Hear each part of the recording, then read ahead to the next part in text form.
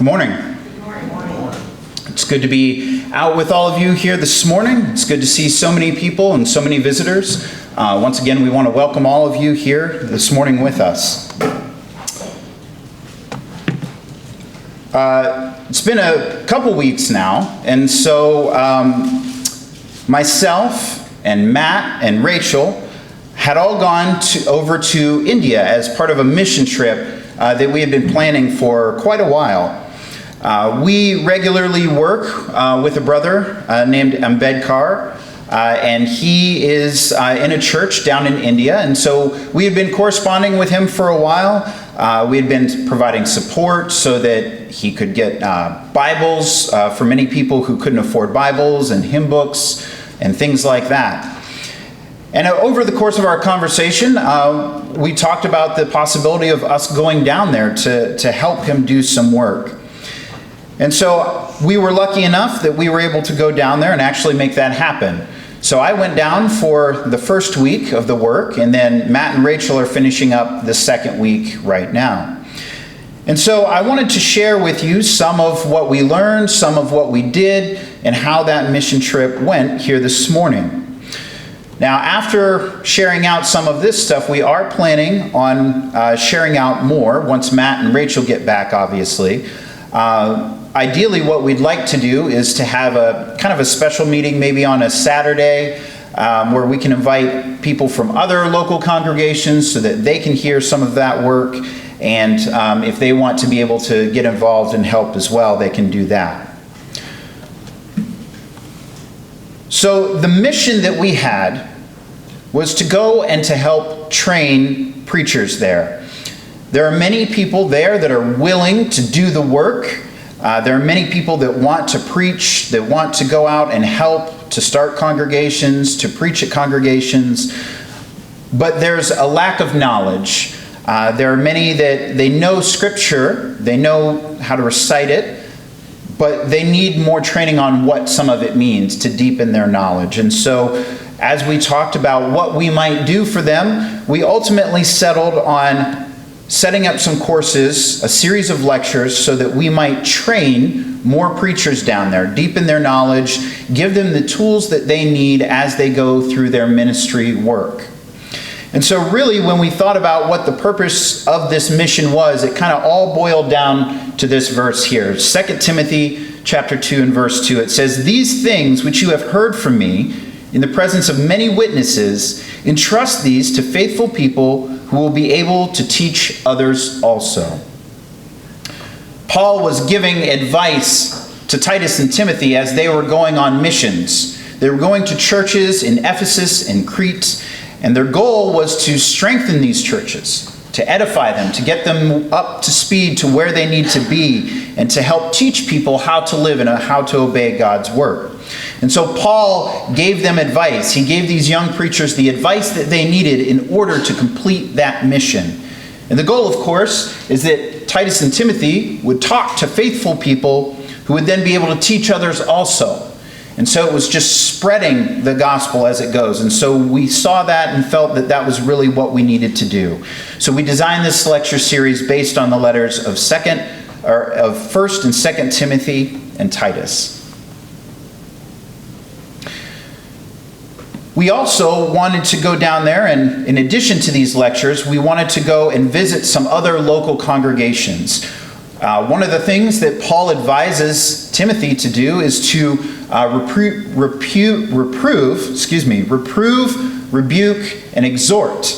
And so we wanted to go down there and exhort and edify some of these other local congregations. It's so great to be able to go and see other congregations, to visit other faithful Christians, and to know that you're not alone in the world, but that God's promise is active and working. And so in the same way that we enjoy visiting other congregations and hearing new sermons and new ideas and meeting other faithful Christians, they are much the same. They enjoy seeing other people and hearing about God's word. And so we went to other local congregations to exhort and to edify them. So I'd like to begin here this morning thinking about the idea that God is at work everywhere. In Psalm 96 and verse 3, it says, "Tell of his glory among the nations, his wonderful deeds among all the peoples." So far, we have worked here in this community, in our local congregation. We occasionally have gospel meetings where we invite people outside to come in, and we certainly work with other congregations that we know of, congregations such as Medina. We reach out to them, and Brown Street and others. But it's not just here in America where Christians are. Christians exist in every nation. They're all over. And so we wanted to help work with them as well. And of course, like I said before, we had been working with Ambedkar to provide some of the means to be able to help those people, but we felt that there was more that we could do by actually going there and speaking to them face to face. So this is just a little map of India. You don't have to be able to read all of those words, but just to kind of give you an idea of where we went. So we've got India here. We flew first into Mumbai.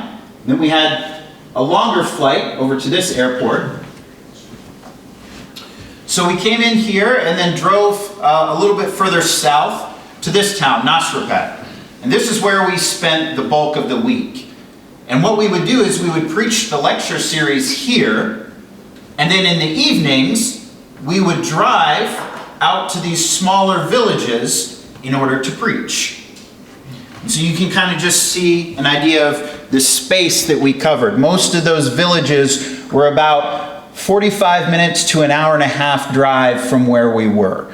And so we tried to get out there and visit several different places.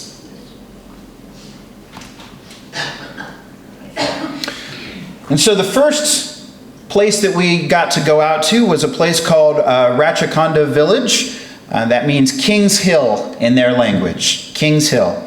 And it was named so because there was a king nearby that ruled on this mountaintop. So what I want you to pay attention to as we go through some of these places that we visited is look at what their church building looks like. Look at the places in which they meet. Consider the wonderful new roof that we just had done, and our singing is much more enhanced because of the sound and the way it carries now. And so I want you to picture what they use on an everyday basis. So you see that it's just concrete brick and poured concrete. You kind of have these steps that are going out to nowhere because the building isn't even completely finished. It was made and abandoned, and then they put it to this purpose. I don't know what its original purpose was, but they use it. And you see that it's just a skeleton of a building.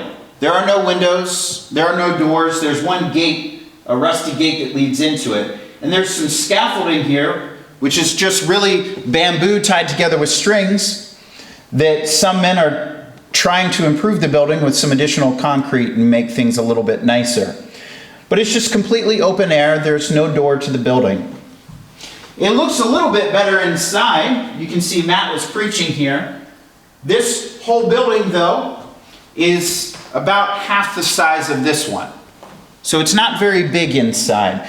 I'm sitting along the back row there with my back up against the wall when I took that picture. So there's nothing else behind me. It's just a wall. So you can kind of get a sense for how big it is. They have a little sound system, so we have sound so everybody can hear. They also have a little sound system that's hastily wired together, and just a few little fans to keep things cooled down. But again, it's open air, and it was about 90 degrees when we were meeting there. So it's not quite as comfortable as the places that we're accustomed to. But in that congregation, we ended up getting about, I think it was about 50 to 60 people that showed up. So it's a sizable congregation that meets in that small space. We also got to go, after we were done speaking there, and we got to go to the house of the local preacher who hosted us, which was very kind of him. And him and his family cooked for us and provided for us. One thing I want you to note as you look at all the pictures is that you'll notice that many people don't smile. And so we asked about that, and that is sort of a custom of theirs because the people tend to be very shy.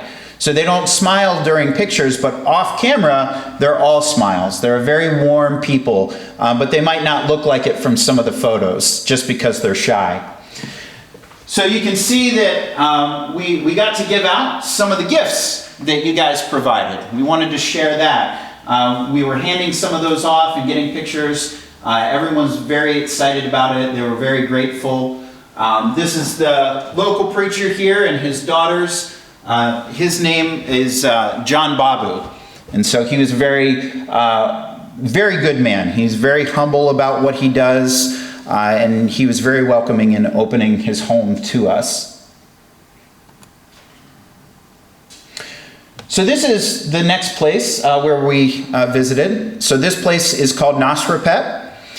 This is actually on the 3rd floor of Ambedkar's home. So the first 2 floors are where he lives, and the 3rd floor is an open room where everyone can come up through and meet there every Sunday. And so again, this is not a big building. This is not a big room. Again, it's about half the size of this building that we're meeting in now. But you can see that they got quite a good turnout. This is a very mature congregation, very spiritually mature. You can see all the different folks there. They do have a few elders that are sitting in the back. Most of the children would sit up front. The women tended to sit off to the side, although some of the elderly women opted to sit in the chairs. And there we're just getting ready for the first sermon in the morning. So our brother Ambedkar, he starts out his morning here in this congregation, and then he goes and he drives and visits 2 other congregations to preach at. So he's the preacher at 3 different congregations. That's his normal schedule. He does that every morning. And so you can see he's setting up the microphone because I don't speak the Indian language. I don't speak Telugu. He was acting as my translator for everything that I said and translating to those folks. This is our second congregation. It's in the same town, which you might think a little odd to have 2 congregations so close together. And it does seem like it's close together when you take a car.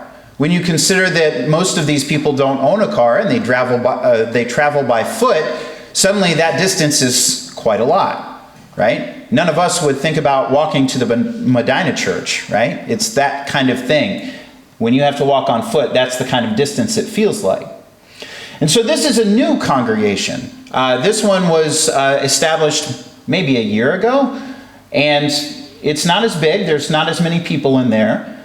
It's a temporary structure that they put up, and it's just some concrete slabs together with a roof. There's no door to that building.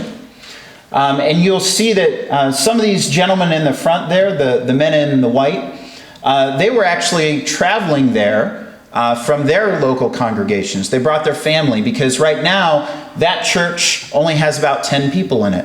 And they didn't want them to feel discouraged and lonely that their church was small. They didn't want them to fall away. And so they've been visiting there and bringing their families while that church grows and gets more spiritually mature so that they will continue to be encouraged. So they have been traveling quite a bit further to make that possible. So it was nice to see what they've been doing to help their brothers and sisters. This is another little village that we went to called Cherukapalem. This one was one of the nicer buildings. It's a little hard to see because it was dark when we finally got there and it had been raining, so the picture is kind of fuzzy. But inside it was pretty nice and welcoming. You'll notice that we preach barefoot there. That's because in their custom, you take your shoes off when you're entering a nice place. So when you're entering someone's home, when you're entering into a church building, it's considered polite to take your shoes off so you're not tracking dirt and mud in there. So a little bit different than our custom here, but it was something that was seen as very respectful to do to them. And so this is just all the men there that work together. They all wanted to get a picture together. Again, you see that it's not a very wide space. These spaces are rather narrow. Again, they're not very large meeting places. But still a lot of faithful men there that meet to do God's work. This one, about the same size building, this village, Redigudum, but a lot more people there. You can see how many people tried to jam into that photo, and we had a second group that was waiting after them who wanted to take their picture as well. It was often a custom for them to all want to get a picture with visitors, just because it was something new and exciting that was happening in their town. So everyone wanted to jam in there and all get their picture taken with us.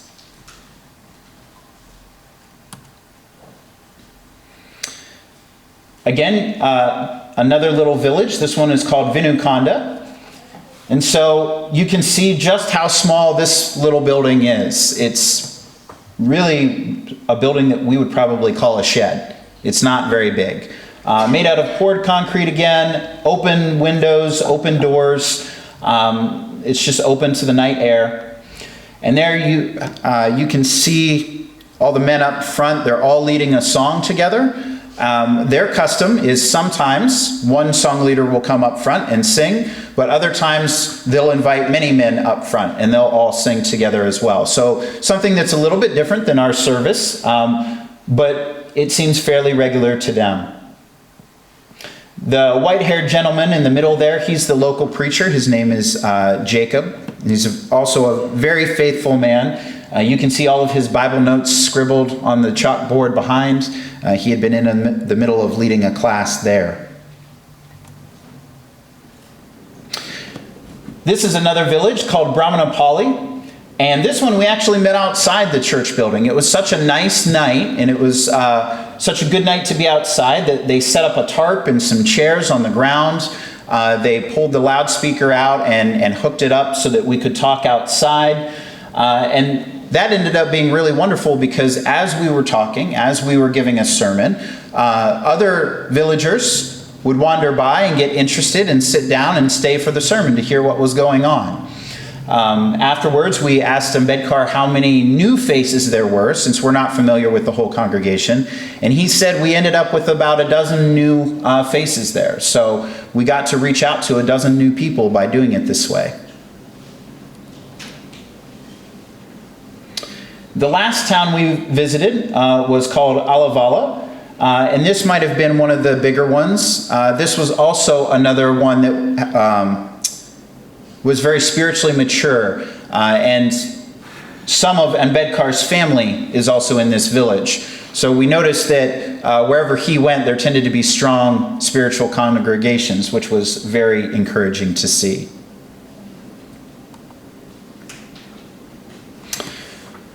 So now I want to talk a little bit about service.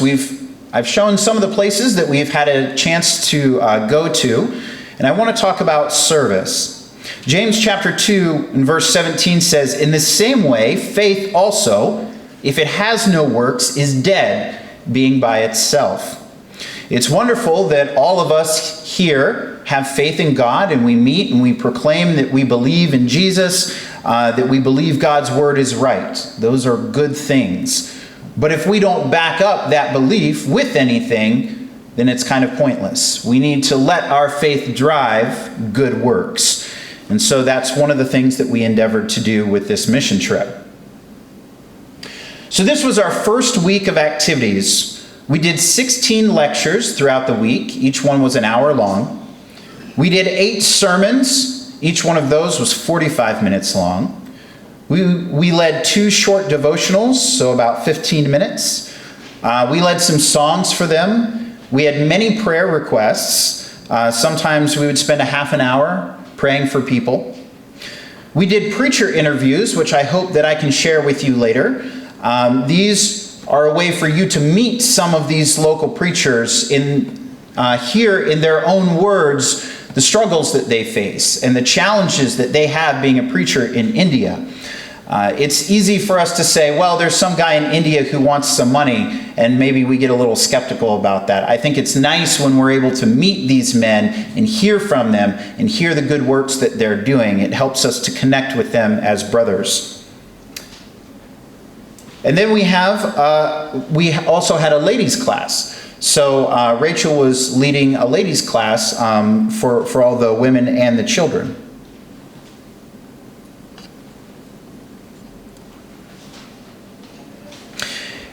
And this was our typical day. We would start out in the morning, we would have breakfast, then we'd meet, we'd have our first lecture, then we'd have a short tea break and restroom break, we'd go into the next lecture, we'd have lunch. Typically over lunch we would discuss how the lectures were going, we would discuss if there was anything that we needed to change or fix. It was very new for both Matt and myself to preach through a translator. And so we needed to work together to analyze how things were going and if there was anything that we needed to do different. After lunch, we would go back, we would have our third lecture, a tea break, the fourth lecture, and then we would go back and rest at the hotel. Now, at the hotel, we had a little bit of time, and most of the time we were using that to prepare and get our material up to date for the evening sermon. Then in the evening, we would travel to the village. Again, that could take anywhere from 45 minutes to an hour and a half. We would preach there for 45 minutes. We would do prayers and meet and greets with the photos. And by the time we had dinner, it was usually 9:30, pushing 10 o'clock. So we were eating pretty late, and then we would have to drive back to the hotel. So usually we're getting back to the hotel right before midnight. So that was a typical day for us. It was very, very jam-packed.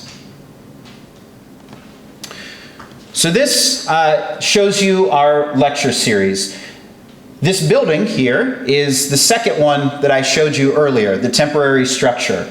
So we use that as the meeting place for this series. And again, you can see that it's completely open to the air. It's just a roof slapped onto some temporary siding. So it was a challenge to learn how to speak through a translator, but we kind of hit a rhythm after a while and we finally got where we needed to be. We ended up having about 70 men that showed up for this series, which was more than what we anticipated because word of mouth got around and we had a few that just dropped in. And so that was nice that we got more people than what we were expecting. So definitely a success there. As I already mentioned, we did a deep dive into 1st and 2nd Timothy and Titus, and we focused on giving them the tools that they needed in order to go back to their local congregations. Every one of those men in that previous picture is a preacher, but they needed to understand a little bit more. And so we had some really good conversations with them, and it was interesting from our perspective to hear some of the things that they wanted to know more about. It helped us to understand the struggles that they faced and why they faced that. And they were really good discussions that helped us to look at things from a different angle as well. So I think that all of us benefited as preachers by being able to have these discussions with one another with questions that are driven by two different cultures and to better understand what we need to do as preachers. And so here, just another angle you can see from the back, what it looked like as we were preaching. Both Matt and I have shared some of these same lessons with you as we were preparing ourselves to be able to go there. And so if you were to look really close, you'll see on Matt's that it actually says elders. Right there, he's doing his series on elders. We also did song leading. And so many of the men were getting up and singing hymns in their local language, which, again, we can't read, but we were asked to sing some songs. There are many people over there that do speak English, and a few of them knew some of the songs that we know, such as I Surrender and Jesus Loves Me. There were a few like that they asked if we wouldn't mind leading, and so we got up and we led some songs for them as well. I put this photo up because this is a man named Abraham, and he traveled around and he was one of the best song leaders that they had, and he was often present at all of the different places that we went to in order to be able to help lead song leading. And what's really remarkable is he's actually holding the mic with a broken hand. He got into an accident the second day there and fractured his hand. and he still kept coming to each one of the preaching lessons to sing and hold a microphone with a broken hand so that he could participate and help in what we were doing. So it just shows the dedication that some of these men have. I also have a copy of this songbook if you're just interested in seeing what a hymn book looks like in another language. I have that up on the front. You can stop by and take a look at that after service this morning. As far as some other ways that they were able to serve, serving others. There are a few men here. There are a few young men, Prem, Mohan, and Elisha. These men weren't sitting down in the lecture series, but were trying to take care of everything so that everyone else could pay attention. They organized the lunches coming in. They got the tea breaks ready. They were working on any technical issues, running around, getting the projector hooked up, making sure that the electricity was working. They were running around and making sure that everyone else could participate in the lecture series. And so I just want to acknowledge sometimes the work that needs done goes on behind the scenes. And that work is just as necessary as being up front and leading. We also had lots of hospitality that was shown. This was another good way that people were able to serve. I've already shown a picture of John Babu and his family, but there were many preachers that welcomed us into our homes and made meals for us so that we were able to eat before we headed back on our own. And that was really kind of them to open their homes to us and show us so much hospitality. We also prepared different teaching tools for them. So Matt had brought along a few iPads to help some of the preachers, since some of them struggle to have tools that they need. And so here you can see Matt and Ambedkar, they're working on getting a few iPads set up for some of the preachers who were in most need to help them out.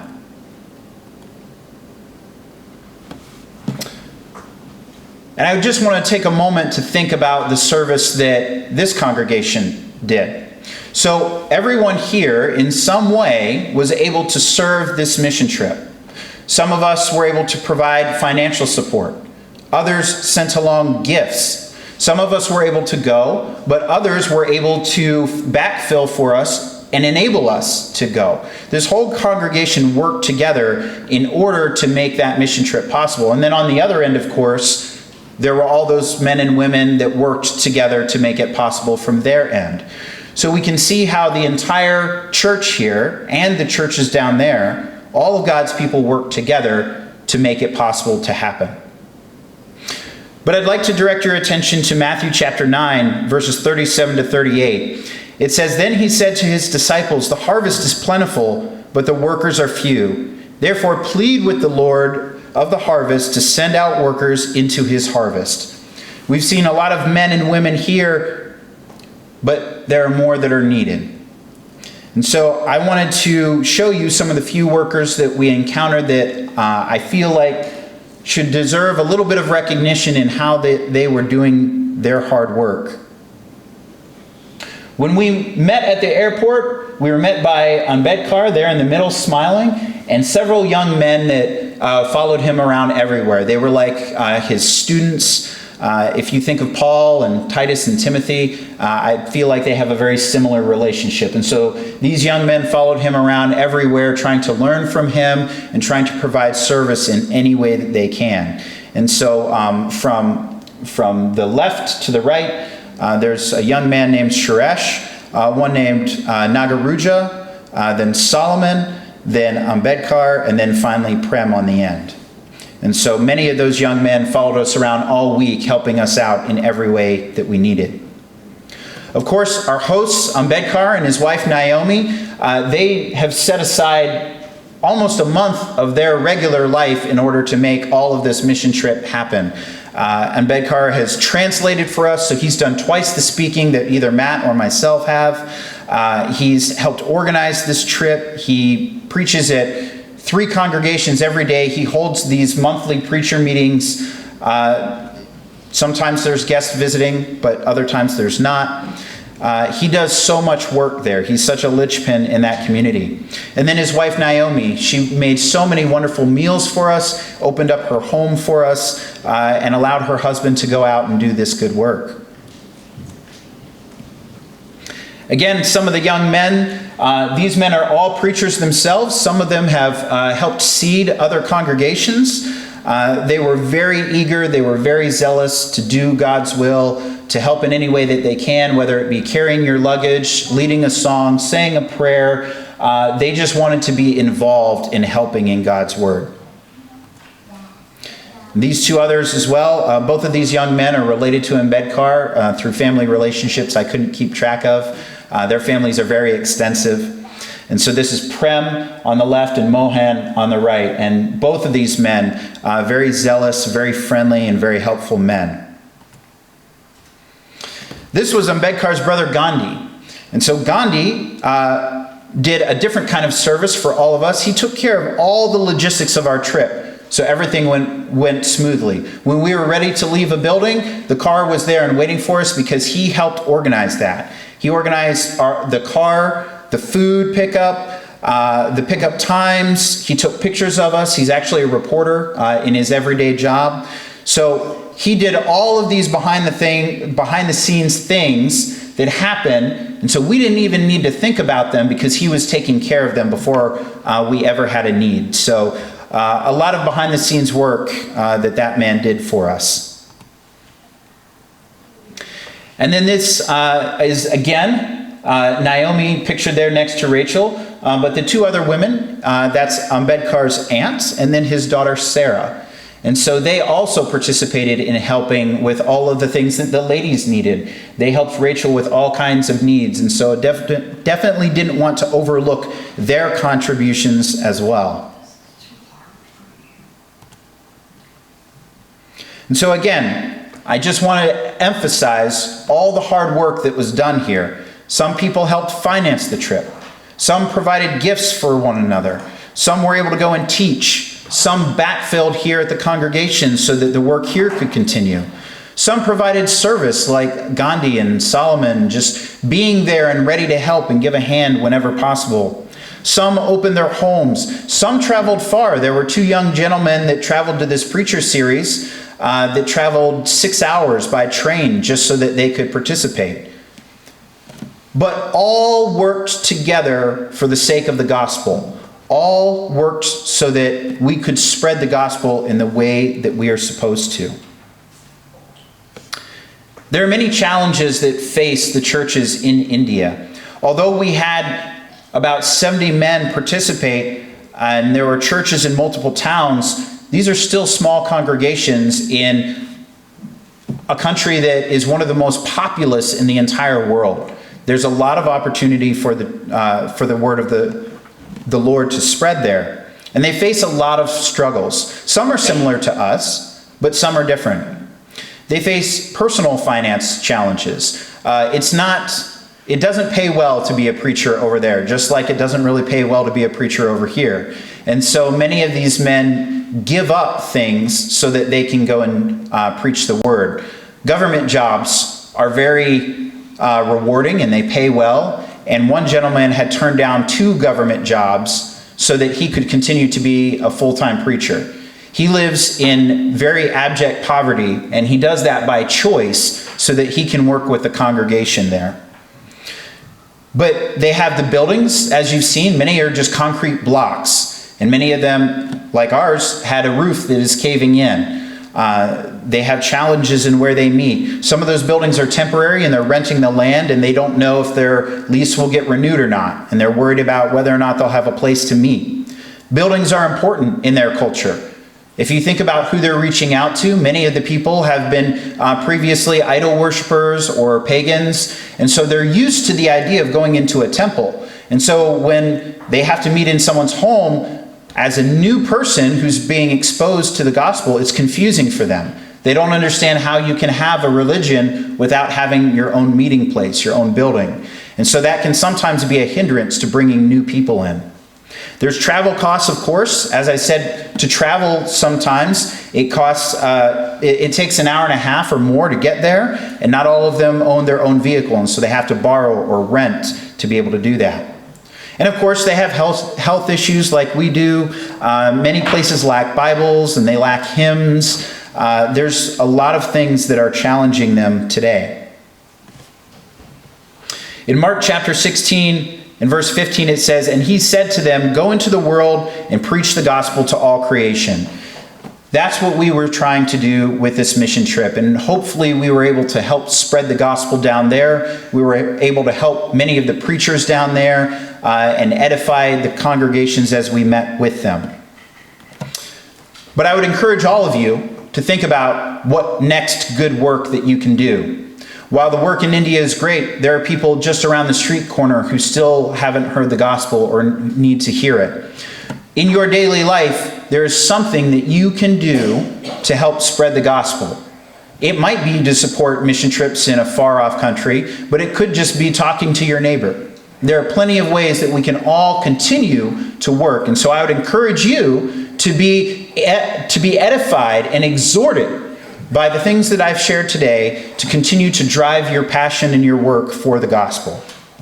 In just a moment, Rick's going to stand up and he's going to lead us in a word of song. During that time, I would invite you, if you've never taken your first steps with Christ, now is a good time to do that. You can be baptized this morning, you can begin your relationship with Christ, and you can continue to go out into the world and to spread the gospel. It may be that you've stumbled and fallen away. Perhaps you've been discouraged and that has gotten in your way. Those sorts of things happen to all of us from time to time. And I would encourage you to reach out and ask for prayers, ask for support from one another in order to get back on the right track. Whatever your need may be, I would encourage you to let us know while we stand and while we sing.